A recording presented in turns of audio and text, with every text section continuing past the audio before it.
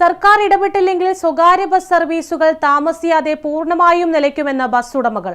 കെഎസ്ആർടിസിയിലേതുപോലെ സ്വകാര്യ ബസ്സിലും സ്ത്രീ യാത്രക്കാർക്ക് സർക്കാർ ചെലവിൽ സൗജന്യം പ്രഖ്യാപിക്കണം, വിദ്യാർത്ഥികളുടെ നിരക്ക് വർദ്ധിപ്പിക്കണമെന്നും ഉടമകൾ ആവശ്യപ്പെട്ടു.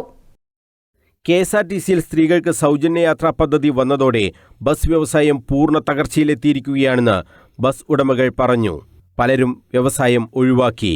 നിലവിൽ ഈ പ്രശ്നം പഠിക്കാൻ ഒരു കമ്മീഷനെ സർക്കാർ നിയോഗിച്ചിട്ടുണ്ട്. ഓരോ ദിവസവും ബസ്സുകളുടെ എണ്ണം കുറഞ്ഞു വരികയാണ്. സർക്കാർ ഈ പ്രശ്നത്തിൽ അടിയന്തരമായി ഇടപെട്ടില്ലെങ്കിൽ ബസ് വ്യവസായം പൂർണ്ണമായും നിലക്കുമെന്ന് ബസ് ഓപ്പറേറ്റേഴ്സ് അസോസിയേഷൻ ജില്ലാ ജനറൽ സെക്രട്ടറി രാജ്കുമാർ കരുവാരത്ത് പറഞ്ഞു.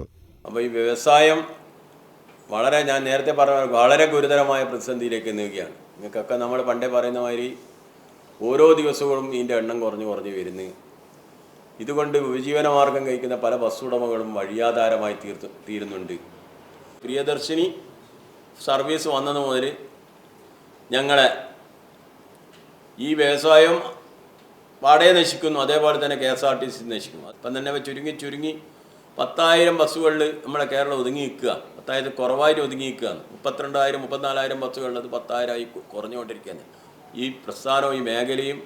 ബസ് ഉടമസ്ഥരും ഉണ്ടാവില്ല. ലക്ഷം നേരിട്ട് ജനങ്ങൾ തൊഴിലാളികൾ നേരിട്ടും പരോക്ഷമായും പ്രത്യക്ഷമായും ജോലി ചെയ്യുന്ന ഈ മേഖല പാടെ ഇല്ലാതാകുകയായി. ബസ് ചാർജ് വർദ്ധിപ്പിച്ചിട്ട് 4 വർഷമായി. വിദ്യാർത്ഥികളുടെ നിരക്ക് കൂട്ടിയിട്ട് 14 വർഷവും. ഈ പ്രശ്നത്തിനും സർക്കാർ അടിയന്തരമായി പരിഹാരം കാണണം. ബസ്സുകളിൽ 50% ഇപ്പോൾ വിദ്യാർത്ഥികളാണ്.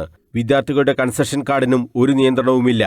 പരാതികൾ വ്യാപകമായപ്പോൾ ഗതാഗത മന്ത്രിയായിരുന്ന KB ഗണേഷ് കുമാർ ഇടപെട്ട് MVD ലീഡ്സ് എന്ന ആപ്പ് വഴി പാസ് അനുവദിക്കാൻ തീരുമാനിച്ചു.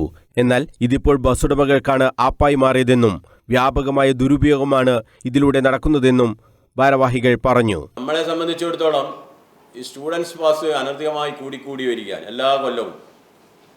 ഇപ്പം തന്നെ 50% വിദ്യാർത്ഥികളായി മാറി. എല്ലാവരും വിദ്യാർത്ഥികളായി മാറിക്കൊണ്ടിരിക്കുകയാണ്. അപ്പോൾ അതിൻ്റെ സാഹചര്യത്തിൽ കഴിഞ്ഞ ഗവൺമെൻറ് കാലത്ത് ബഹുമാനപ്പെട്ട നമ്മുടെ മന്ത്രി ശ്രീ ഗണേഷ് കുമാറിൻ്റെ അടുത്ത് ഞങ്ങൾ കൊടുത്ത നിവേദനത്തിൻ്റെയും നേരിട്ട് അദ്ദേഹത്തെ പോയി പരാതി നമ്മൾ പറഞ്ഞ് മേൽ പ്രശ്നം അവതരിപ്പിച്ചെങ്കിലും അദ്ദേഹം നിങ്ങൾക്ക് ഇതിനൊരു പരിഹാരം ഉണ്ടാക്കി തരാമെന്ന് പറഞ്ഞൊരു ഡിജിറ്റലിൻ്റെ ഒരു ആപ്പ് ഉണ്ടാക്കി തന്നെ. ആ ആപ്പ് ഇപ്പം നമുക്ക് തടുക്കാൻ കഴിയാത്ത രീതിയിലായില്ലേ. വെളുക്കാന്ന് വെച്ചിട്ട് പാണ്ടായ മാതിരിയായി. വിദ്യാർത്ഥികളുടെ എണ്ണം ഒരുപാട് കൂടി വരികയാണ്. ഒരു നിയന്ത്രണവുമില്ല. അപ്പോൾ മന്ത്രി പോകുന്ന സമയത്ത് ഒരു ആപ്പ് കൊണ്ടുവന്നിട്ട് നമ്മുടെ സ്വകാര്യ ബസ് വ്യവസായത്തിൻ്റെ ഒരു ആപ്പ് അടിച്ചു പോയോ എന്നുള്ള ഒരു സംശയം നമുക്കില്ല. കണ്ടമാനം പാസുകൾ ഇങ്ങനെ അടിച്ച് കയറി പോകുന്ന കൂട്ടരെല്ലാം പാസിലാണ് യാത്ര ചെയ്യുന്നത്.